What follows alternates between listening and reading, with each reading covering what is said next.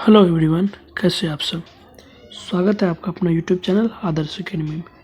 मित्रों, आज हम लोग पुनः सीटेट फरवरी परीक्षा 2026 हेतु टॉप 100 में से 10 महत्वपूर्ण पीवाईक्यू प्रश्न देखेंगे, जिसका टॉपिक अधिगम और अर्जन यानी लर्निंग एंड एक्विजिशन। यह भाग 2 होना है, क्योंकि इससे पहले हम भाग 1 से हमने देख लिया था। मित्रों, आप आदर्श एकेडमी के इस यूट्यूब चैनल पर को अवश्य सब्सक्राइब कर लें, जहां लगातार पोस्ट के माध्यम से और वीडियो के माध्यम से हम नए नए टॉपिक को कवर कर रहे हैं। यह सीटेट 2026 के लिए अत्यंत महत्वपूर्ण सभी क्लास होने जा रही है। तो आइए देखते हैं प्रश्न संख्या 1, जिसमें दिया गया है भाषा अर्जित करने के संदर्भ में सबसे अधिक महत्वपूर्ण है। यह प्रश्न सीटेट जुलाई 2019 में पूछा गया है और परीक्षा उपयोगी अत्यंत महत्वपूर्ण है। 1 में है विद्यालयी परीक्षा प्रक्रिया, 2 में है भाषिक पठन सामग्री, 3 में है समृद्ध भाषा परिवेश, 4 में संचार माध्यमों का अधिक प्रयोग।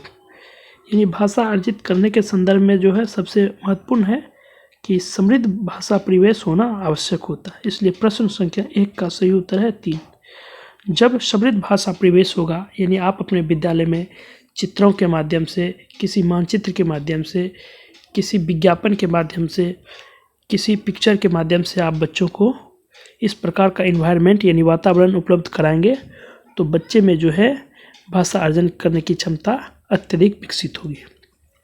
आइए प्रश्न संख्या 2 देखते हैं, जिसमें दिया गया है भाषा अधिगम में गलतियों की क्या भूमिका है। यह प्रश्न सीटेट दिसंबर 2021 में पूछा गया प्रश्न है। 1 में है अधिगम में सहायता करती है, 2 है अधिगम में बाधा डालती है, 3 है सुधार कार्य का कार्य बढ़ा देती है, 4 है शिक्षार्थियों को नकारात्मक पुनर्बलन देती है।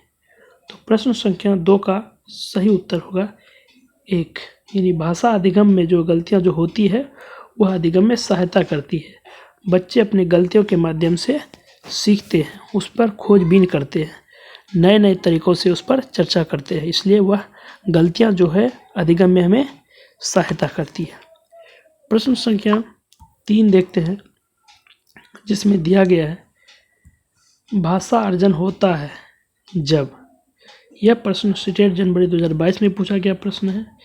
1 में है बच्चे को व्याकरण के नियम पढ़ाए जाते हैं, 2 में बच्चे को पुरस्कार या दंड दिया जाता है, 3 में बच्चे को भाषा के अवसर मिलते हैं, 4 में बच्चा बिना सचेतन ध्यान के भाषा ग्रहण करता है। यानी भाषा अर्जन तब होता है जब। तो प्रश्न संख्या 3 का सही उत्तर होगा 4, कि बच्चा बिना सचेतन यानी ध्यान के भाषा ग्रहण करता है। क्योंकि भाषा अर्जन स्वाभाविक प्रक्रिया है, प्राकृतिक है, जिसमें बच्चा बिना किसी प्रयास के मित्रों के साथ, अपने परिवार के साथ, सगे संबंधियों के साथ, स्कूल कॉलेज इत्यादि में इंटरेक्ट करके, अंतःक्रिया करके भाषा को बिना किसी प्रयास के सीख लेता है। इसे हम भाषा अर्जन कहते हैं। तो इसलिए प्रश्न संख्या 3 का सही उत्तर है 4। प्रश्न संख्या 4 देखते हैं, जिसमें दिया गया है भाषा शून्य में विकसित नहीं होती। इसका शैक्षिक निहितार्थ है कि भाषा सीखने के लिए अनिवार्य है। यह सीटेट फरवरी 2016 में पूछा गया प्रश्न है। 1 में सामाजिक अंतःक्रिया, 2 में विद्यालय पढ़ाई लिखाई, 3 में भाषा प्रयोगशाला, 4 में है पारिवारिक संवाद। तो प्रश्न संख्या 4 का सही उत्तर होगा 1, सामाजिक अंतःक्रिया, यानी भाषा शून्य में विकसित नहीं होती। इसका शैक्षिक निहितार्थ है कि भाषा सीखने के लिए सामाजिक अंतःक्रिया जरूरी होता है।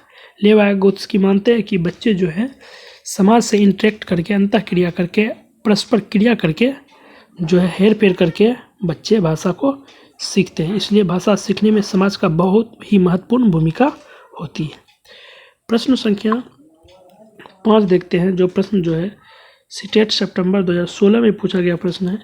तो देखते हैं, इसमें दिया गया है जब बच्चे भाषा से भिन्न कोई विषय पढ़ते हैं तो वे 1 में साथ साथ परीक्षा की तैयारी भी करते हैं, 2 में केवल अवधारणा ही बना पाते हैं, 3 में केवल विषय ही पढ़ते हैं, 4 में साथ साथ भाषा भी सीखते हैं। तो प्रश्न संख्या 5 का सही उत्तर है 4, यानी जब बच्चे भाषा से कोई भिन्न विषय पढ़ते हैं, अलग विषय पढ़ते हैं, तो वह साथ साथ भाषा भी सीखते हैं। क्योंकि भाषा के अलावा जो है आप देखेंगे मैथ जो है यह भी एक सब्जेक्ट होता है, जो इकोनॉमिक्स भी एक सब्जेक्ट होता है, फिजिक्स की एक सब्जेक्ट होती है। तो इसमें जो है बच्चे भाषा सीखते हैं। तो प्रश्न संख्या जो है 6 देखते हैं, जिस पे दिया गया है, सुमन बचपन से ही गुजराती बोल समझ लेती है, वह किसी विद्यालय नहीं जाती है, यानी कभी विद्यालय नहीं जाती है। तो यह उदाहरण है। 1 में है भाषा अर्जन का, 2 में सुमन की प्रतिभा का, 3 है भाषा सीखने का, 4 है भाषा में पिछड़ेपन का। तो प्रश्न संख्या 6 का सही उत्तर होगा 1, यानी सुमन जो बचपन से गुजराती बोल समझ लेती है, वह कभी विद्यालय नहीं जाती है। यह उदाहरण भाषा अर्जन का है, क्योंकि भाषा अर्जन प्राकृतिक ज्ञान होता है। बच्चे जिस परिवार में, जिस समाज में, जिस परिवेश में रहते हैं, वहाँ की भाषा वह स्वतः सीख लेते हैं, समझ लेते हैं।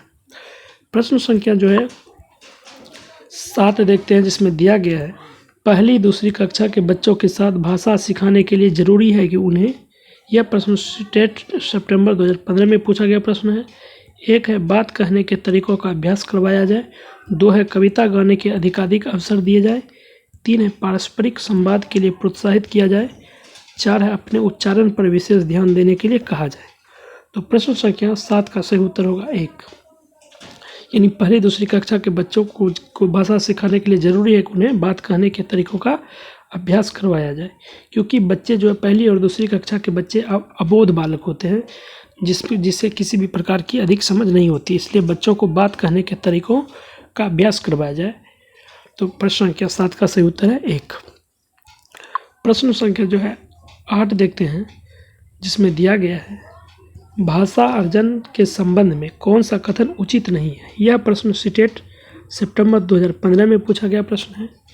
1 में भाषा अर्जन के लिए नियम सिखाए जाते हैं, 2 भाषा अर्जन को सहज बनाने के लिए समृद्ध भाषिक परिवेश होना चाहिए, 3 है बिना विद्यालय गए भाषा अर्जन संभव है, 4 है सभी बच्चों में भाषा अर्जन की स्वाभाविक क्षमता होती है। तो प्रश्न संख्या 8 का सही उत्तर है 1, यानी भाषा अर्जन के संबंध में यह कथन उचित नहीं है कि भाषा अर्जन के लिए नियम सिखाए जाते हैं।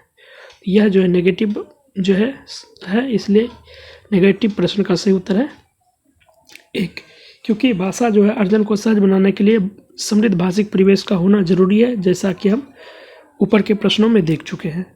और बिना विद्यालय गए भी भाषा अर्जन संभव है, यह भी सही है। सभी बच्चों को भाषा अर्जन करने की स्वाभाविक क्षमता है, यह भी कथन बिल्कुल सत्य है। तो प्रश्न संख्या 9 देखते हैं, जिसमें दिया गया है, भाषा शिक्षण का आदर्श वातावरण। यह उत्तराखंड टेट अप्रैल 2015 में पूछा गया प्रश्न है।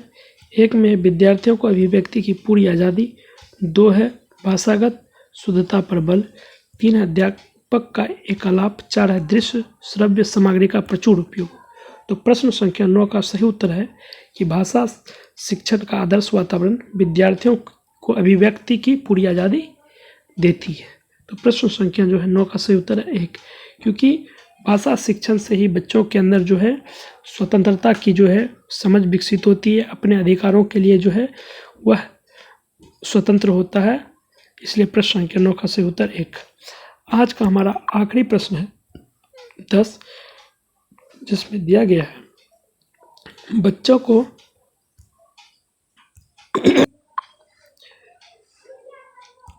समृद्ध भाषिक परिवेश उपलब्ध कराने में कौन सहजता से योगदान दे सकती है या दे सकते हैं। यह प्रश्न स्टेट फरवरी 2014 में पूछा गया है।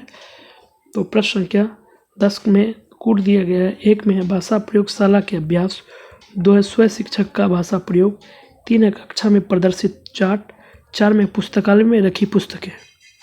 तो प्रश्न संख्या जो है 10 का सही उत्तर होगा 2, स्वयं शिक्षक का भाषा प्रयोग, यानी बच्चों को समृद्ध भाषिक परिवेश उपलब्ध कराने में सहजता योगदान जो है शिक्षक स्वयं दे सकता है कि वह भाषा का सही और सटीकता से प्रयोग करे।